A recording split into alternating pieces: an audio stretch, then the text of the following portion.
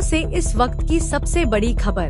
दिल्ली के रामलीला मैदान में होने वाले बड़े आंदोलन से पहले ही प्रशासन ने तगड़ा एक्शन लिया है। भारतीय सवर्ण संघ के राष्ट्रीय महासचिव राधेश्याम तिवारी उर्फ पंडित साधु तिवारी को पुलिस ने उनके घर पर ही नजरबंद यानी हाउस अरेस्ट कर दिया है। प्रशासन की इस कार्रवाई पर राधेश्याम तिवारी ने तीखी प्रतिक्रिया दी है।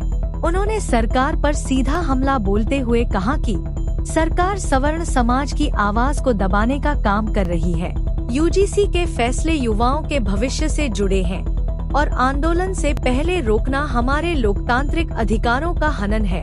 उन्होंने चेतावनी दी है कि अगर सरकार ने पुनर्विचार नहीं किया तो ये आंदोलन और भी उग्र होगा। फिलहाल मौके पर गहमागहमी बनी हुई है और पुलिस की कड़ी निगरानी है।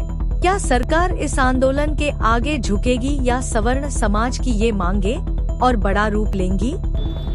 ये सरकार की नीतियां हैं। गलत का विरोध करना हमेशा से हम लोगों का वो है। भारतीय सवर्ण संघ परिवार हमेशा से अपने समाज के ऊपर हो रहे अत्याचारों के खिलाफ बोलता आया है।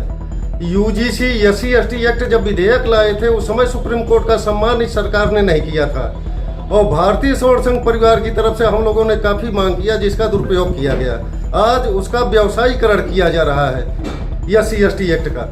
उसी प्रकार यूजीसी का जिस प्रकार से हमारे युवाओं को, हमारे लड़कों को अब आंदोलनकारी गुंडा बनाने का प्रयास किया जा रहा है, माफिया बनाने का प्रयास किया जा रहा है कि यूनिवर्सिटी के अंदर हमारे लोग पढ़ न पावे, हमारे लोगों को हर स्तर से रोका जाए। इसके खिलाफ हम लोगों ने केवल सरकार को चेतावनी देने के लिए यहाँ पे रामलीला मैदान में आयोजन किया गया था कि हम लोग इकट्ठा होंगे और पूरे भारतवर्ष के सवर्ण समाज के लोग इकट्ठा हुए हैं और हो रहे हैं। सरकार द्वारा बीच बीच में सभी को रोका गया, बसों को रोका जा रहा है हर स्तर से।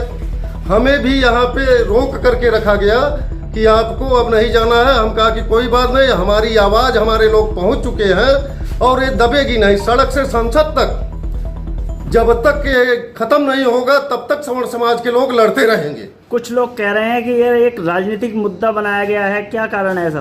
कोई राजनीतिक मुद्दा नहीं है। कोई दल आज के डेट में, एक हम भाजपा ही नहीं, जितने दल हैं सभी दल कोई समर्थन नहीं किया है। अगर किसी एक दल ने किया है तो केवल मायावती ने किया था, जबकि SC/ST एक्ट के समय में भी उन्होंने किया था।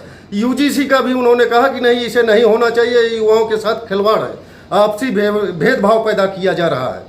उसके बाद कलराज मिश्र जी ने भी एक इंटरव्यू में कह दिया था। कलराज मिश्र को मैं मानता हूं कि उन्होंने कम से कम बोला अपने समाज के लिए।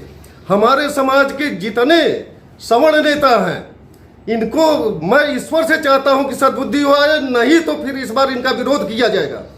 सवर्ण समाज के जहां भी जनप्रतिनिधि हैं इनका विरोध होगा। अब ये जातिवाद के नाम पर लड़ाने का काम जो कर रहे हैं उसके बाद इनके मुंह में दही जम जा रही है।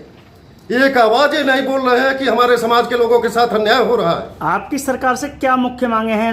हमारी सरकार से मांग ये है कि हिंदू एकता के लिए आप जो अख्तियार करें, हिंदू एकता के लिए पहली बात तो ये जातीय लड़ाई बंद कराइए, जातीय भेदभाव बंद कराइए, तब हिंदू एकता होगा। हिंदुओं को बांटने का काम करके हिंदू एकता की बात कर रहे हैं, इसे तत्काल प्रभाव से समाप्त किया जाना चाहिए। क्या इससे केवल विश्वविद्यालय ही प्रेरित होंगे या और भी? पूरा देश प्रेरित हो रहा है और होगा। सवर्ण समाज नहीं, हर वर्ग के।